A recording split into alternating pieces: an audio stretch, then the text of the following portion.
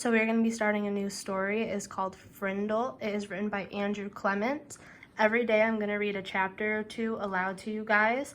I will post the video in each assignment, and then the questions will also be in the assignments as well, and you just answer them right on there and make sure you submit them as well. So chapter 1, Nick.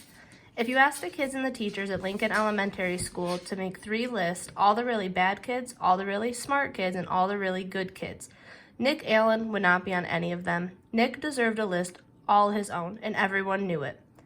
Was Nick a troublemaker? Hard to say. One thing's for sure, Nick Allen had plenty of ideas, and he knew what to do with them. One time in 3rd grade, Nick decided to turn Miss Deaver's room into a tropical island. What kid in New Hampshire isn't ready for a little summer in February? So first, he got everyone to make small palm trees out of green and brown construction paper and tape them onto the corners of each desk. Miss Deaver had only been a teacher for about 6 months, and she was delighted. That's so cute. The next day, all the girls wore paper flowers in their hair, and all the boys wore sunglasses and beach hats. Miss Deaver clapped her hands and said, "It's so colorful." The day after that, Nick turned the classroom thermostat up to about 90 degrees with a little screwdriver he had brought from home. All the kids changed into shorts and t-shirts with no shoes, and when Miss Deaver left the room for a minute, Nick spread about 10 cups of fine white sand all over the classroom floor. Miss Deaver was surprised again at just how creative her students could be. But the sand got tracked out into the hallway where Manny, the custodian, did not think it was creative at all, and he stomped right down to the office. The principal followed the trail of sand, and when she arrived, Miss Deaver was teaching the hula to some kids near the front of the room, and a tall, thin, shirtless boy with chestnut hair was just spiking a Nerf volleyball over a net made from 6 t-shirts tied together. The 3rd grade trip to the South Seas ended suddenly. But that didn't stop Nick from trying to liven things up. Lincoln Elementary needed a good jolt once in a while, and Nick was just the guy to deliver it. About a year later, Nick made the great blackbird discovery. One night he learned on a TV show that red-winged birds give this high-pitched chirp when a hawk or some other danger comes near. Because of the way sound travels, the hunter birds can't tell where the high-pitched chirp is coming from.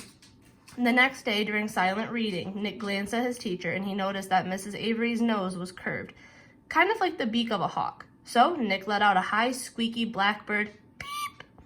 Mrs. Avery jerked her head up from her book and looked around. She couldn't tell who did it, so she just said, "Shh," to the whole class.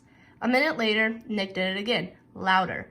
Peep! This time, there was a little giggling from the class, but Mrs. Avery pretended not to hear the sound, and about 15 seconds later, she slowly stood up and walked to the back of the classroom. Without taking his eyes off his book and without moving at all, Nick put his heart and soul into the highest and most annoying chirp of all. Peep! Mrs. Avery pounced. "Janet Fisk, you stop that this instant." Janet, who was sitting 4 rows away from Nick, promptly turned white, then bright crimson.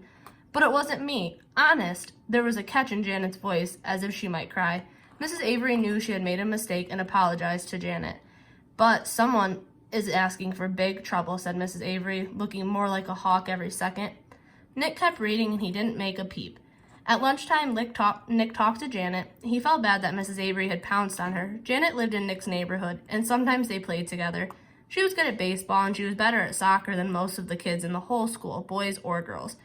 Nick said, "Hey, Janet, I'm sorry you got yelled at during reading. It was my fault.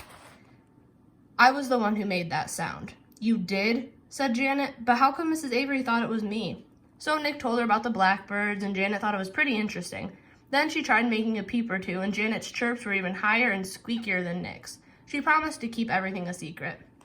For the rest of Nick's 4th grade year, at least once a week, Mrs. Avery heard a loud peep from somewhere in her classroom. Sometimes it was a high-pitched chirp, and sometimes it was a very high-pitched chirp. Mrs. Avery never figured out who was making that sound, and gradually she trained herself to ignore it. But she still looked like a hawk. To Nick, the whole thing was just one long and successful science experiment, and Janet Fisk enjoyed it too.